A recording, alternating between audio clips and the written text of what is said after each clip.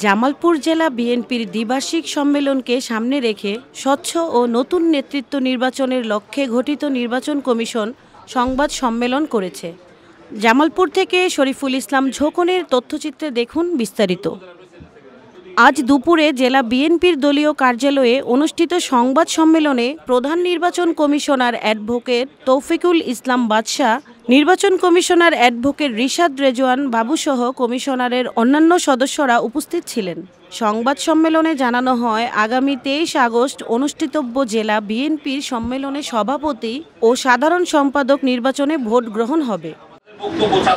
এই সংবাদ সম্মেলনের অন্যতম বক্তব্য হচ্ছে জামালপুরবাসীর নিকট এই জেলা বিএনপির স্বচ্ছতা, জেলা বিএনপি সম্মেলনের বিষয় স্বচ্ছতাটাকে আমাদের জাতীয়তাবাদী দল বিএনপির যে স্বচ্ছতা আছে নেতৃত্ব নির্বাচনের ক্ষেত্রে, যেহেতু আমরা সবসময় নির্বাচনের কথা বলি।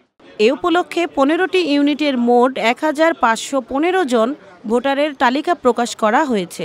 এছাড়া 16 আগস্ট নির্বাচনী তফসিল ঘোষণা করা হয়। প্রায় 9 বছর পর জামালপুর জেলা বিএনপির এই দ্বিবার্ষিক সম্মেলন অনুষ্ঠিত হতে যাচ্ছে। সম্মেলনে প্রধান অতিথি হিসেবে ভার্চুয়ালি বক্তব্য রাখবেন বিএনপির ভারপ্রাপ্ত চেয়ারম্যান তারেক রহমান। আমরা যারা এই নির্বাচন কমিশনে আছি, আমরা আশা করি যে আমরা অতি সুন্দরভাবে সুষ্ঠুভাবে আপনাদের সকলের সহযোগিতার মাধ্যমে একটি নিরপেক্ষ সুন্দর কমিটি আপনাদেরকে তথা